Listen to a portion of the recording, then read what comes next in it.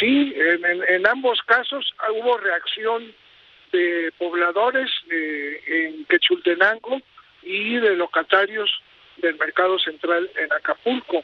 Pero insisto, en ambos, tanto en Quechultenango como en Acapulco, fue un operativo de las fuerzas federales lo que causó esta reacción.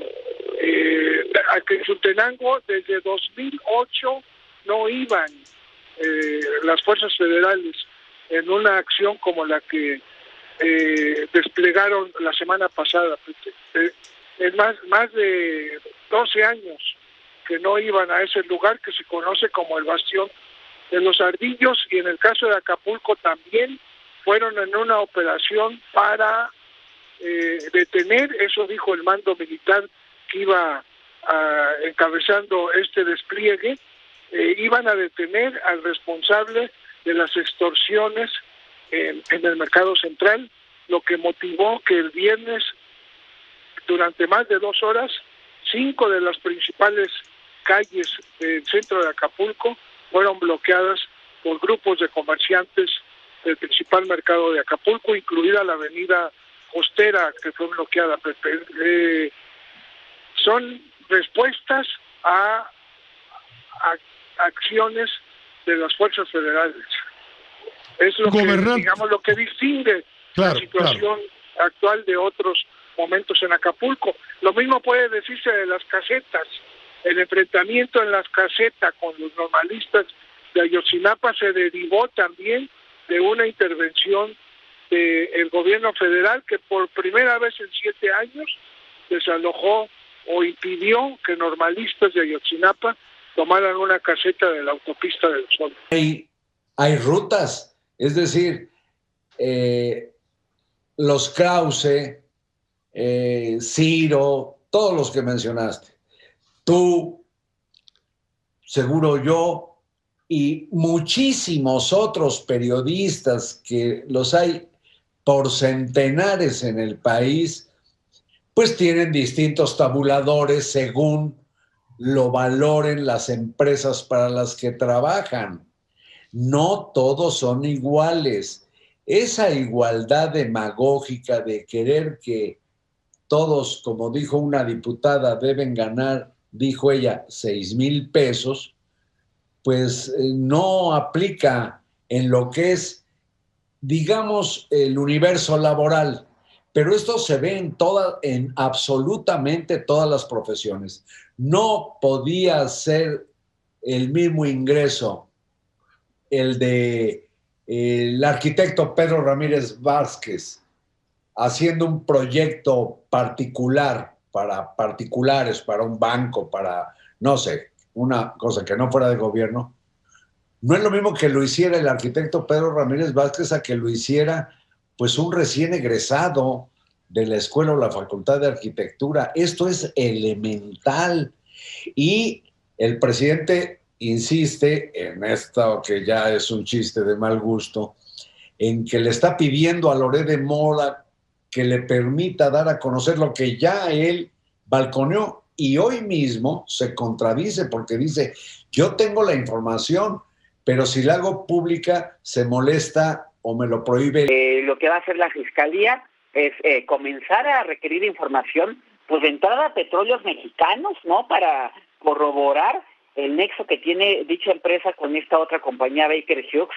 Ya Petróleos Mexicanos ha reconocido que en efecto que esta empresa sí es contratista de Pemex, y que en efecto entre 2019 y 2020 pues ha recibido contratos y ampliaciones de sus contratos por $194 millones, algo así como 3.900 millones de pesos, aunque Petróleos Mexicanos, por supuesto, niega que la asignación de estos contratos pues tengan que ver, insisto, con pues que un exdirectivo de esa empresa pues le haya arrendado su casa al hijo del presidente, al menos durante un lapso de tiempo entre 2019 y 2020, ¿no? Lo que va a hacer la Fiscalía, pues ya con la carpeta de investigación iniciada en el Ministerio Público, es requerir pues toda la información relacionada con estos contratos a Pemex, y luego pues también se requiere información a Estados Unidos, Pepe, porque pues también se va a indagar si en efecto el hijo del presidente vivió ahí, en qué condiciones se dieron esos arrendamientos. Mucha de la información que ya se ha ido soltando, se ha ido liberando en esta guerra, Pepe, de declaraciones, de posicionamientos, de decir yo tengo la razón y los otros no, que nosotros la tenemos. Evidentemente los aludidos han negado que hay un conflicto de interés, pero lo cierto, Pepe, es que lo que se requiere en estos casos pues es que haya una instancia, una autoridad independiente a las partes, que sea la que dirima y la que identifique si en efecto todo se realizó conforme a la ley, o si no hubo pues alguna cuestión que amerita alguna posible sanción, ¿no? Entonces, ese será el papel ahora de la Fiscalía General de la República. Sin duda será un hecho interesante, Pepe, porque hay que recordar que no tenemos buenas experiencias en el pasado cuando se inician investigaciones sobre hechos de corrupción. Ahí tenemos este papel que jugó la Secretaría de la Función Pública en el gobierno de Peña Nieto, cuando pues más bien simularon que habían indagado y concluyeron que no había nada, ¿no? Ahora la diferencia es que de entrada, pues quien ha dado el paso es la Fiscalía General de la República. Catalogadas como de seguridad nacional. Y la seguridad nacional otorga ciertos privilegios en contra de la inspección, tal y como se hace en obras que no tienen esa categoría. Así que, pues con razón, el presidente de la República sacó esta mañana un pañuelo blanco y dijo, pues aquí se acabó la corrupción. Y de acuerdo con lo que dice la Auditoría Superior de la Federación, pues sí, ya se acabó. Por lo menos se acabó en estas enormes obras que son el trípode del movimiento financiero y de la infraestructura que el gobierno de la República se ha empeñado en construir. El tren, el aeropuerto y la refinería. Y queda pues como una mancha en el prestigio de este gobierno lo que está ocurriendo en Segalmex, porque este sistema alimentario mexicano pues anda cargando ahí dudas por 8,000 y tantos millones de pesos, Pepe, pero bueno, de acuerdo con esta capacidad de aclaración, pues seguramente podrán explicar con toda claridad dónde está ese dinero. Hoy, más que nunca, estamos viendo que la Auditoría Superior de la Federación no es el Ministerio Público, tampoco es un tribunal, es simplemente un instrumento de análisis del gasto que se resuelve aclarando en qué se gastó y cómo se gastó de esa manera y por qué motivos el dinero de los mexicanos.